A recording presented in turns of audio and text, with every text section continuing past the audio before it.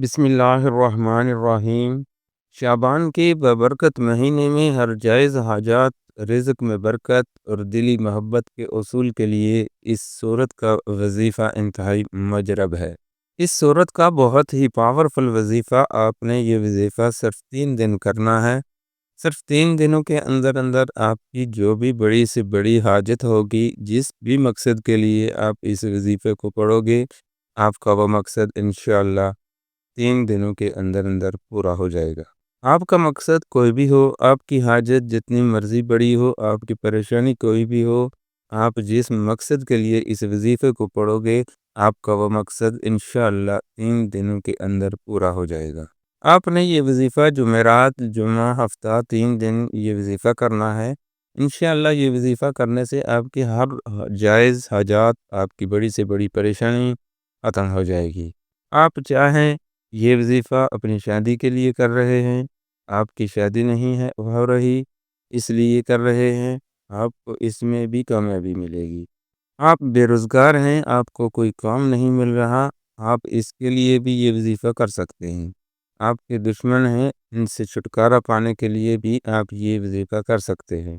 کسی کے دل میں آپ اپنی محبت پیدا کرنا چاہتے ہیں تو اس عمل کے لیے بھی آپ یہ وظیفہ کر سکتے ہیں۔ آپ کی کوئی بھی حاجت ہو، کوئی بھی مقصد ہو، آپ اس وظیفے کے ذریعے آپ اپنا مقصد پورا کر سکتے ہیں۔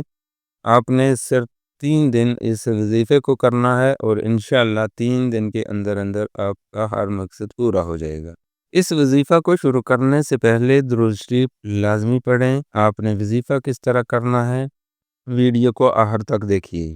آپ نے سورہ کوثر پڑھنی ہے۔ سورہ کوثر قرآن پاک کی سب سے چھوٹی سورت ہے۔ یہ سورت قرآن پاک کے 3 پارے میں ہے۔ آپ نے جمعرات کو یہ وظیفہ کرنا ہے اور ہفتے کو یہ وظیفہ ختم کرنا ہے۔ 3 دن آپ نے یہ وظیفہ کرنا ہے۔ جمعرات کے دن آپ نے نماز فجر کے بعد اول آخر درود شریف پڑھ لیں۔ اس کے بعد آپ 129 دفعہ سورہ کوثر پڑھ لیں۔ صبح نماز فجر پڑھ کر اس وظیفے کو کریں، پھر نماز عصر پڑھ کر اس وظیفے کو کریں۔ پہلے اول و آخر درود شریف پڑھ لیں، پھر درمیان میں 129 دفعہ سورہ کوثر پڑھ لیں، اور اسی طرح ہی آپ نے نماز عشاء کے بعد اسی طرح روٹین سے آپ یہ وظیفہ کریں۔ اسی طرح تینوں دن آپ نے یہ وظیفہ کرنا ہے۔ آپ کی کوئی بھی حاجت ہے، کوئی بھی مقصد ہے، اس کو ذہن میں رکھ کر آپ نے یہ وظیفہ کرنا ہے۔ وظیفہ کرتے وقت پورا دھیان آپ کا وظیفہ پر ہونا چاہیے، دل میں کوئی بھی شک نہیں لے کر آنا، پورا دھیان وظیفے پر رکھ کر آپ نے یہ وظیفہ کرنا ہے۔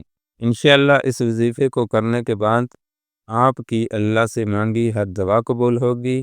اس وظیفے کو پڑھنے کی ہر بھائی بہن کو اجازت ہے، اس کو پڑھنے کی کسی سے بھی اجازت لینے کی ضرورت نہیں ہے، اور صدقہ جاریہ سمجھ کر اس وظیفے کو لازمی شیئر کریں۔